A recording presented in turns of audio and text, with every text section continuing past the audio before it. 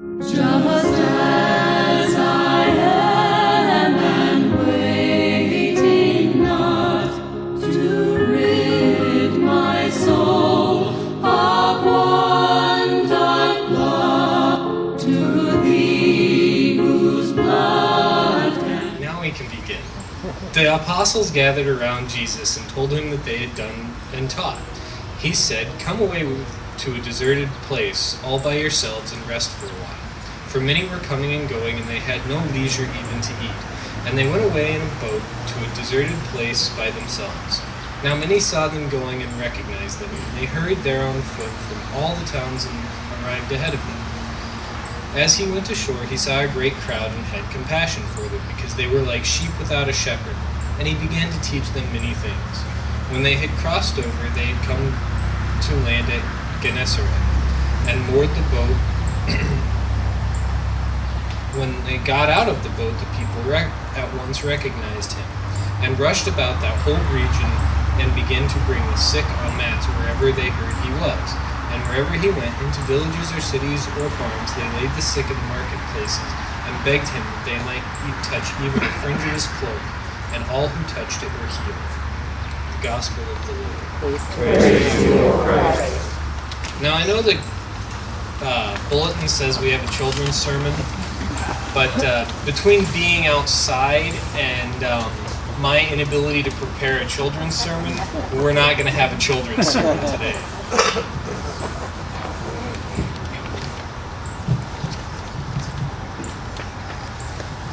I heard that, Peyton.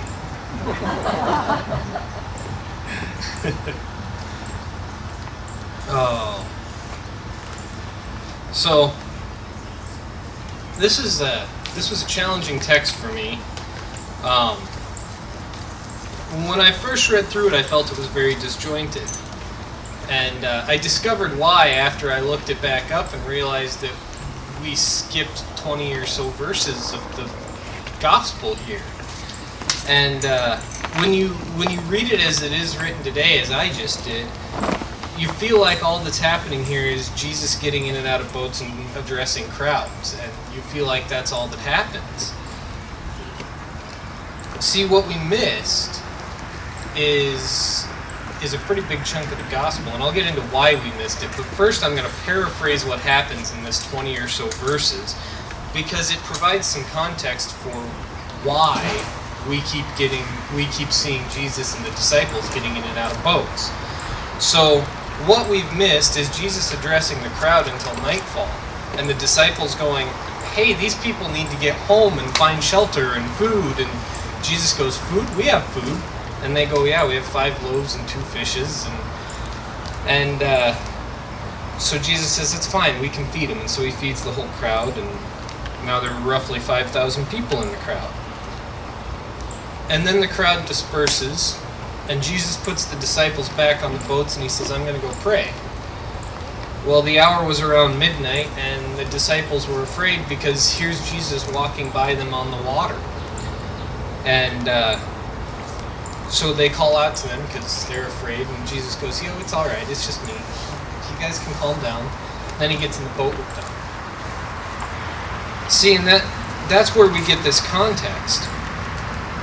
Because Jesus sees the disciples are tired, so he tells them to go away.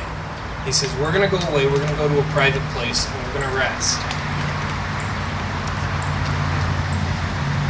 That doesn't exactly work because the crowd sees where they're going and beats them there. The crowd sees Jesus and they want to be around Jesus. They see Jesus because they see something in Jesus. Something different, something new. So Jesus wants to put the disciples to rest. You see, God continues working. Even when we need our rest. The disciples were trying to get some rest, some Sabbath. Now the geography is such that you may be thinking, as I was, how did they know where to go when they were on this huge body of water? Well, come to find out, they're not on this huge body of water. The entire sea, because they call it a sea, is all of 3 to 4 miles across and 5 to 10 miles long. Not such a huge body of water. And unless you're voyaging directly across, people never really lose sight of the boats. So people running along on foot would have been able to keep track of them without having cell phones and GPS to track them. Now Jesus has compassion on the crowd. He sees that they're like sheep without a shepherd. As we hear in the Old Testament lesson, that I will send one to you, a servant who will be a shepherd.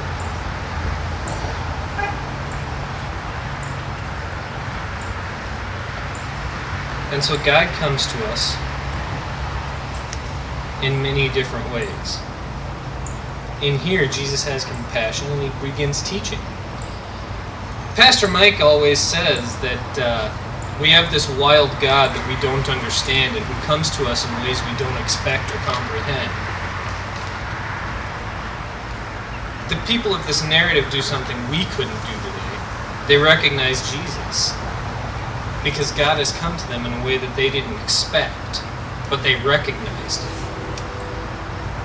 So, with no Facebook or Instagram to look at his picture and make sure that they knew who he was, they followed this man. They chased him across the sea.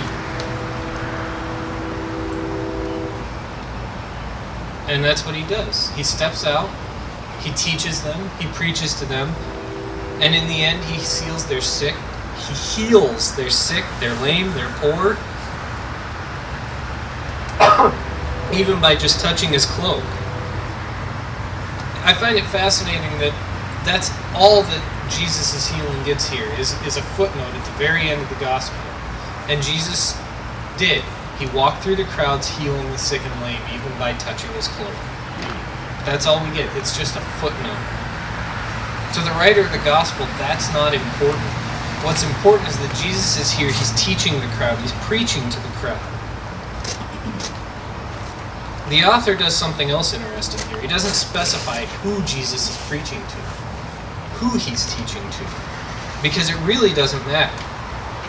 God does not care at this juncture. By the time that the letter of Ephesians is written, the author is pointing out that though Jesus' death and resurrection, that through Jesus' death and resurrection, we are all invited to the inheritance of God. You know, people are recognizing them for what they are. They are men of God. They recognize the message of healing and truth. The faith of those, not just the ones who needed healing, but the faith of those who had faith that Jesus could heal them. The people that brought them because they were too sick or too lame to travel on their own. The faith of those people was what healed them. You see, Jesus doesn't differentiate whose faith. He doesn't care. These people have faith, therefore they will be made well. And it's through nothing that they do except simply believing that Jesus will heal them. So what do? They grab everyone they can, they bring them to the marketplaces. I can only imagine the people in the marketplaces being rather irritated that my marketplace where I'm trying to do business is now loaded with a bunch of invalids, people who are too sick and too lame to be able to do anything. Now you've filled my place of business with these people. The only place of business I know that gets filled with people like that is a hospital. This is a marketplace, not a hospital.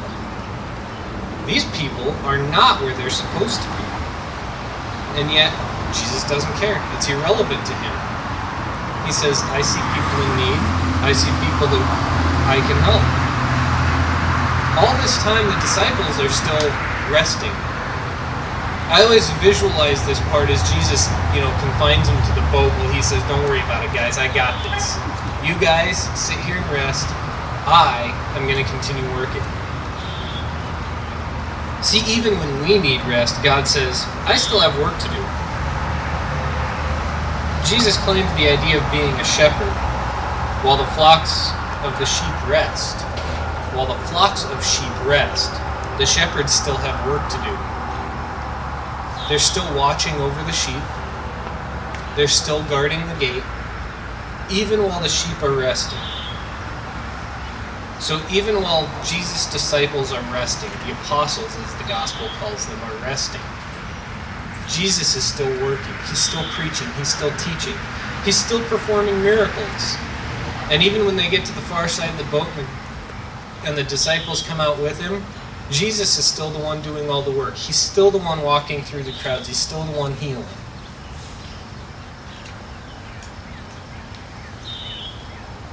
So when I got this gospel message, yes, I felt it was very disjointed. And I talked to Mike, and I talked to my father-in-law, who also happens to be a pastor. He was the one that was telling me about the geography of the region because he's been there. He was the one that was telling me that, yeah, the reason we cut out the feeding the 5,000 is because, well, we're going to get that for the next 4 weeks. And so they kind of decided it was overkill to include it this week. But we have this message here that Jesus still has work to do even when the gospel's arresting. That Jesus still has work to do even though people are chasing him around the countryside. Or rather, because people are chasing him around the countryside, Jesus still has work to do. Something we might miss in our society today is the fact that people saw something in Jesus that was great. When we see something in people that is great, we go, yep, that's awesome, but I still have things to do.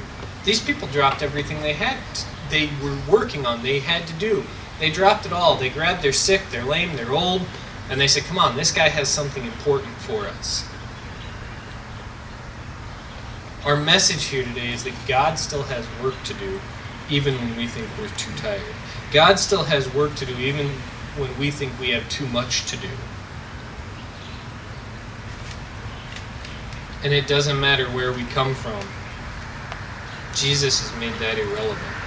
That's what the writer of Ephesians is talking about, is that through the cross, everything that we thought we knew, we don't know anymore. Because Jesus fulfills the law. In Ephesians, they say he abolishes the law. Now, biblically, when you hear law, they're talking about the Torah, or the first 5 books of the Old Testament. They're talking about this collection of rules and regulations that people are meant to live by, both themselves and with the larger world. Nations outside of Israel. And so the writer of Ephesians says, yep, when through Jesus' death and resurrection, death on the cross and resurrection through the tomb, those distinctions no longer exist. So it no longer matters who we preach to, who we bring God to, or rather, who God brings us to. It's irrelevant because God has said through the death and resurrection of Jesus Christ, all are welcome, all are here to inherit my gifts. And I apologize for the abrupt ending, but that's the message that I had because that's the message that I read out of the gospel. That is what God is up to. That it is irrelevant who we are, that he still has work to do.